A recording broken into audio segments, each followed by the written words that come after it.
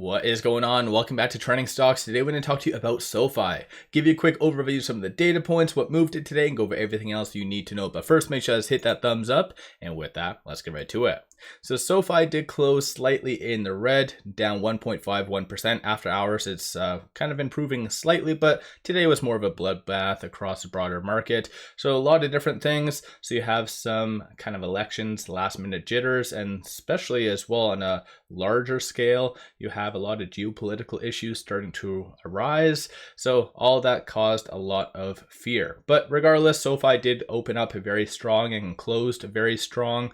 I'll give you guys a quick overview of what institutions did, but essentially on a side note, today is after today concludes 3 more trading days until SoFi's upcoming earnings. And so far, analysts haven't really done all that much for changes since my last update. So it looks like the final number most likely will be 633.88 million for the revenue, and then 4 cents, or essentially I think it's like 4.62 for the earnings per share. But aside from that, I think this upcoming earnings should be a very, very good one. No news associated to SoFi, no SEC filings.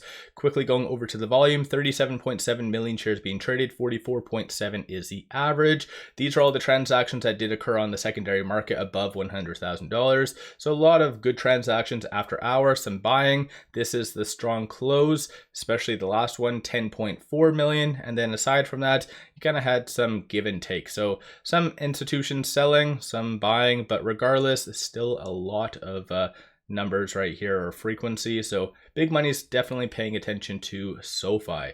Aside from that, the only thing that I wanted to bring up, it's not actual like SoFi news, but I'm going to put in the description below this right here. So average dip buyer said that he's going to regret this. 1 like equals 1 share that they're going to buy of SoFi. So not to make this guy broke, or girl, or whatever they are, but not to make this individual broke, but I'm going to put this in the description. Pop over there, just give them a quick like, because if you like SoFi, essentially this is adding kind of buying pressure and plus helping him in general. So it's kind of a win-win. So pop over there, give them a follow as well as a like. Currently it is at 821.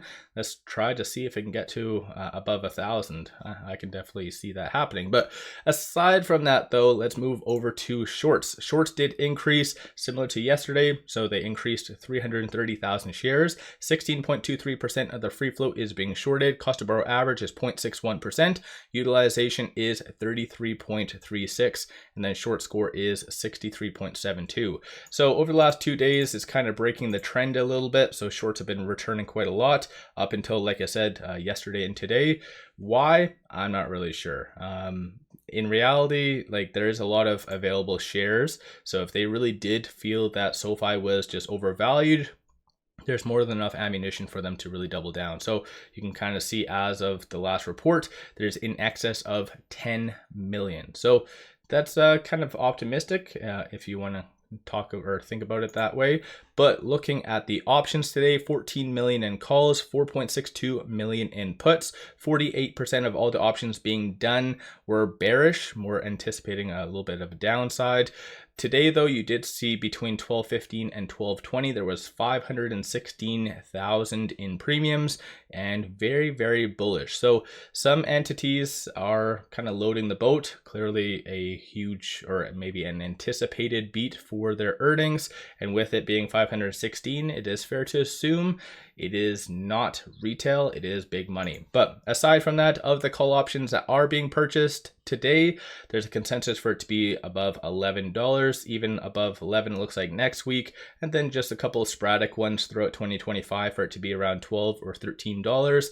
And then looking at the puts, you see an anticipation for it to be sub roughly $9.50 by next week. But with today being Wednesday, this is what the current open interest looks like. So 9,000 at the 10, 21,000 at that 10.50, and then 26,000 at that 11. So still nothing really like strong walls where shorts would really be willing to die over, if that makes sense, and really try to suppress SoFi. So we'll just have to wait and see if there's a continuation of good momentum, because Tesla just unveiled their earnings better than anticipated, and as a byproduct already you see a lot of growth stocks really moving higher. So maybe this time around, at least for this week, Tesla might be the saving grace, even though there's no real correlation between Tesla and SoFi, but it kind of just goes to show like buying power coming from consumers. So yeah, I think all in all should make for a pretty good, strong close of week. But right now with it at after hours 10:44, it is exactly on this R1. So tomorrow, that'll be a strong pivot just to watch whether it closes above or below that. As it stands, 10:02 is going to be the strong support. That's followed by 9:59. Not saying it's going to get to those levels, but just so you're aware. Flip side, 10:70, and then 11:13 is going to be the next strong resistance and slash targets from here. So yeah, I think in reality, SoFi had a nice push higher, kind of came close to this R2. So SoFi still does want to move higher. We'll just have to wait and see. But quickly moving over here, the technicals, like I've been stating, look absolutely phenomenal. It kind of, when it did pull back slightly today, it did break below that ALMA, but still generally it is above, now that I learned yesterday, the 5-day moving average, which is the FOMO indicator. So it's above that, still above a lot of the key data points. So yeah, honestly, this is looking very good. The only caveat, as I've explained, technically it is rather overbought, and sometimes that's okay as stocks do correct, but the first sign of weakness, you could see some consolidation. So just be kind of prepared for that. There could be some continuation of volatility in the foreseeable future, but as of right now, no new analyst ratings, and I don't anticipate anything to occur before the earnings. Usually all of this, like this is abnormal, shouldn't logically happen like I've stated. Post earnings, yes, you'll see a rush of new ratings, but having it done beforehand is kind of random. And then one thing as well I just wanted to share with you, based on this right here, it does show the average duration of a short, and how long they hold it for is 49.91. Someone asked in the comments in my last video, so I just wanted to show you guys that and break it down. So yeah, 49.91. So shorts, for the most part, when they get in, they're holding for a relatively good month and a half ish, or I guess business days, if that counts as that, two months. But yeah, let me know your thoughts on SoFi. Did you buy today? Did you sell? What did you do? Based on this right here, it shows the momentum increasing. So that does indicate that retail has been buying or I guess not really a dip with SoFi, it's just been buying SoFi up. So yeah, I think still bigger and better things will be coming down the pipeline.